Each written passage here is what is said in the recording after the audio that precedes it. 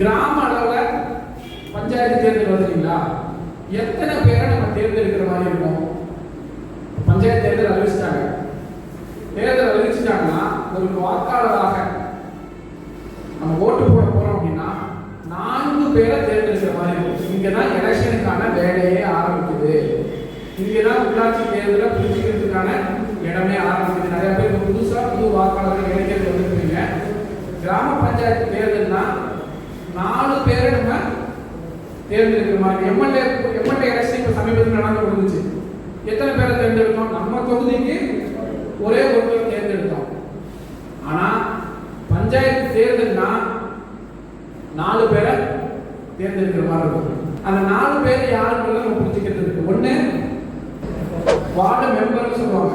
கிராமத்தில் இருக்கக்கூடிய ward member, நம்ம பஞ்சாயத்தில் இருக்கக்கூடிய வார்டு மெம்பர் ஒருத்தர் நம்ம தேர்ந்தெடுப்போம். 2வது தலைவர்.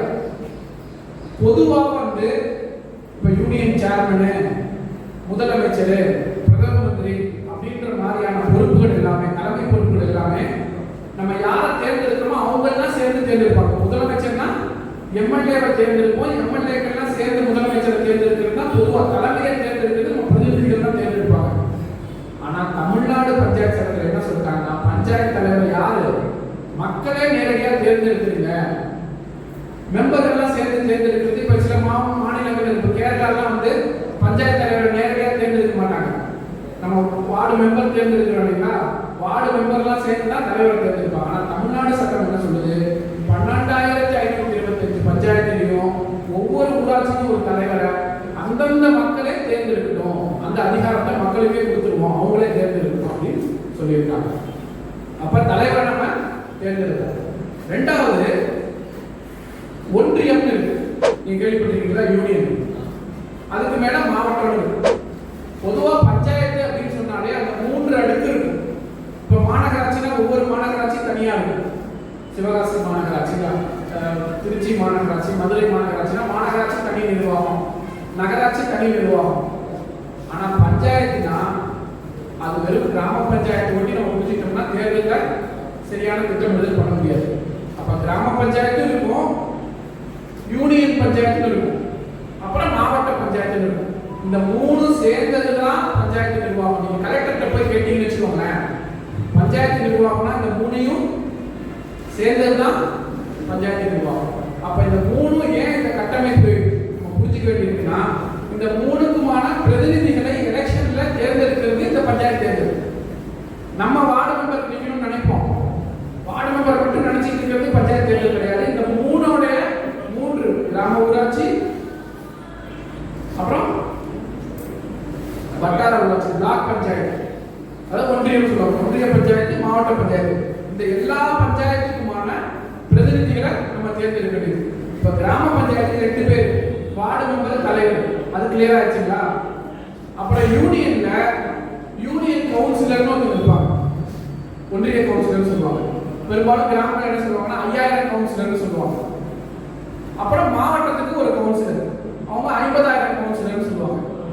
அப்போ ஒரு பஞ்சாயத்துக்கு வார்டு மெம்பர் நம்ம தேர்ந்தெடுப்போம், ஒரு தலைவரை தேர்ந்தெடுப்போம். யூனியனுக்கு 2-3 பஞ்சாயத்து சேர்ந்து ஒரு யூனியன் கவுன்சிலர் இருப்பாரு. இல்ல சில பெரிய பஞ்சாயத்து இருந்துச்சுன்னா ஒரு பஞ்சாயத்துக்கு 2-3 யூனியன் கவுன்சிலர் கூட இருக்கலாம். அப்ப ஒரு யூனியன் கவுன்சிலர் தேர்ந்தெடுப்போம், அப்புறம் ஒரு மாவட்ட கவுன்சிலர். இப்படி நம்ம ஒரு பஞ்சாயத்து எலெக்ஷன் உள்ள போய் ஓட்டு போட நின்னோம்னா 4 பேருக்கு ஓட்டு போடும். அப்போ உங்களுக்கு உள்ள என்ன மிஷின் கிடையாது இல்லையா? பஞ்சாயத்து எலெக்ஷன்ல மிஷின் கிடையாது, சீட்டு தான் கொடுப்பாங்க. 4 கலர் சீட்டு கொடுப்பாங்க. நம்ம போய் நின்னோட 4 பேருக்கு ஓட்டு போட்டுருக்கலாம். இப்ப யூனியனுடைய கவுன்சிலர் நம்ம தேர்ந்தெடுக்கிறோமா, அப்ப அவங்க எல்லாம் சேர்ந்து யூனியனுக்கு ஒரு சேர்மனையும் வைஸ் சேர்மனையும் தேர்ந்தெடுப்பாங்க. இப்ப எம்எல்ஏக்கெல்லாம் தேர்ந்து முதலமைச்சரை தேர்ந்தெடுக்கிற மாதிரி யூனியன்ல கவுன்சிலர், ஒன்றிய கவுன்சிலர்லாம் சேர்ந்து ஒன்றிய சேர்மன், வைஸ் சேர்மன் 2 பேரும் தேர்ந்தெடுப்பாங்க. அதே மாதிரி தான் மாவட்டத்திலையும் இந்த 50,000 கவுன்சிலர் நம்ம சொல்லக்கூடிய மாவட்ட கவுன்சிலர்ஸும் அவங்களுக்கான சேர்மன், வைஸ் சேர்மனை தேர்ந்தெடுப்பாங்க. இது நம்ம முக்கியமா கவனிக்க வேண்டியது என்னன்னா, கட்சி சின்னம் எதுலெல்லாம், எந்த போட்டியிலெல்லாம் கட்சி சின்னம் இருக்கும், எதுலெல்லாம் சுயேட்சை சின்னம் இருக்கும் அப்படின்னு நம்ம கவனிக்க வேண்டியது. ஏன்னா நம்ம நினைக்கலாம் பஞ்சாயத்துனாலே அரசியல் தான், இங்க எப்படி கட்சி இல்லாம போகும் பொதுவாக நமக்கு தோணும் இல்லையா? அரசியல்னா எலெக்ஷன், எலெக்ஷன்னா பஞ்சாயத்து, பஞ்சாயத்துனா தேர்தல், தேர்தல் எப்படி சின்னம் இல்லாம கட்சி இல்லாம போகும் அப்படின்னு. ஆனா சட்டத்துல என்ன சொல்லிட்டாங்க அப்படின்னா, கிராம பஞ்சாயத்து தேர்தலுக்கு மட்டும் என்ன கிடையாது, கட்சி சின்னமே கிடையாது, சுயேட்சை சின்னம் தான். யாரா இருந்தாலும் இப்ப நீங்க கட்சியில வந்து பொறுப்புல இருக்கீங்க, நான் மட்டும் கட்சி சின்னத்துல வந்து கிராம பஞ்சாயத்து தலைவரா நிக்கலாமான்னா அப்படி கிடையாது. நான் வந்து யாராக இருந்தாலும் பஞ்சாயத்து எலெக்ஷன் வந்துட்டா வார்டு மெம்பரும் தலைவரும் சுயேட்சை சின்னத்துல நிக்கணும். அந்த லிஸ்ட் கொடுத்துருவாங்க. அது வந்து கத்திரிக்காய், கூட்டு சாவி சின்னம், ஏணி சின்னம், ஆட்டோ சின்னம், கைக்குள்ளை சின்னம், ஏதோ ஒரு சின்னம் கொடுப்பாங்க. அந்த சின்னத்துல நம்ம போட்டிடுற மாதிரி இருக்கும். யாருக்கு? பஞ்சாயத்து வார்டு மெம்பருக்கும் தலைவருக்கும் அந்த சின்னத்துல போட்டிடுற மாதிரி இருக்கும். ஆனா எங்க இருந்து கட்சி சின்னம் ஆரம்பிக்குதுன்னா, எங்க இருந்து ஆரம்பிக்குது? எங்க இருந்து ஆரம்பிக்குது? ஒன்றிய கவுன்சிலர், இந்த 5000 கவுன்சிலர் சொன்னீங்களா, அங்க இருந்து சுயேட்சையாவும் நம்ம போட்டி போடலாம். அங்க சுயேட்சையா போட்டி போடக்கூடாது இல்ல, அங்க இருந்து என்னமோ ஆரம்பிக்குது, கட்சி சின்னமும் ஆரம்பிக்குது, சுயேட்சையும் போட்டிடலாம். அதனால ஒன்றிய கவுன்சிலர் மாவட்ட கவுன்சிலருக்கு கட்சி சின்னத்துல இருந்து தான் அவங்க போட்டி போடுவாங்க.